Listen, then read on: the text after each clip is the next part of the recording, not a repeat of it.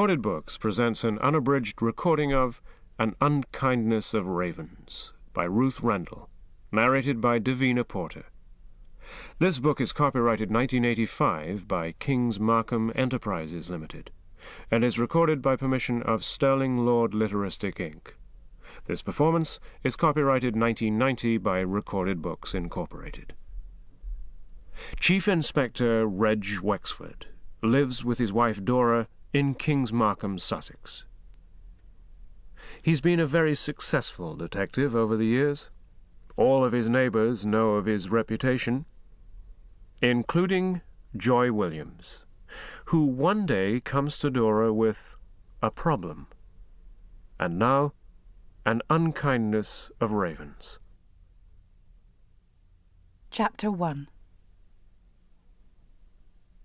She was a neighbour.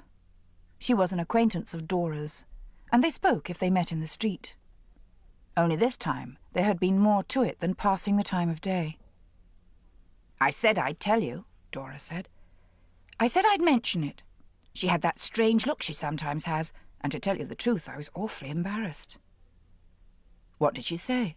Wexford asked. "Rod's missing, or Rod's disappeared, something like that. And then she asked me if I'd tell you, because of who you are, of course." Detective chief inspectors have better things to do with their time than waste it listening to the complaints of women whose husbands have run off with other women.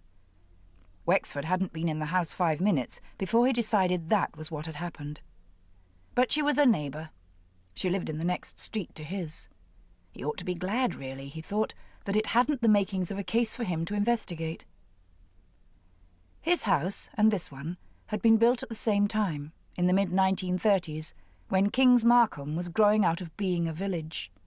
And structurally, they were much the same house: 3 bedrooms, 2 receptions, kitchen, bathroom, and downstairs loo.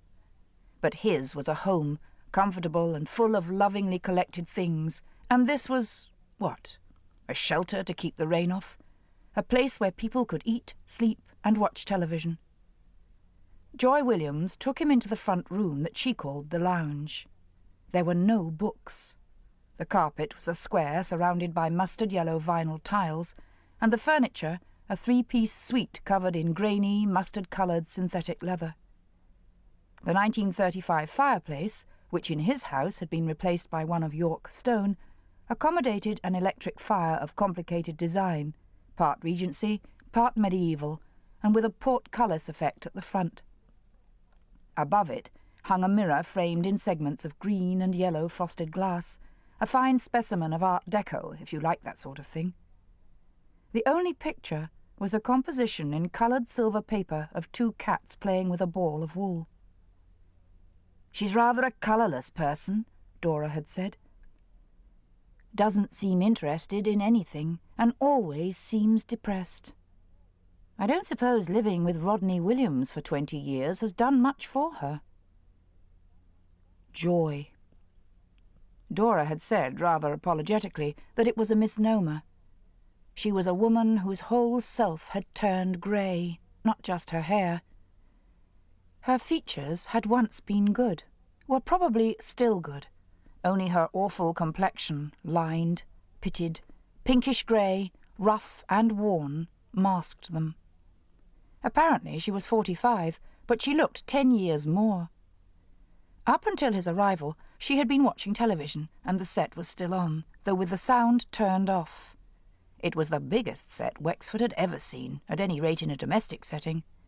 He guessed she spent a fair proportion of her time watching it, and perhaps felt uneasy when the screen was blank. There was no seat in the room that didn't face it. He sat on the end of the sofa, at an angle, turning his back. Joy Williams' eyes flickered over the flashing figures of skaters taking part in some contest. She sat on the extreme edge of her chair. "Did your wife tell you what I—" "She said something." He interrupted to save... To keep listening to this audiobook, I've left you a link in the description so you can do it, at no cost thanks to Audible's 30-day free trial.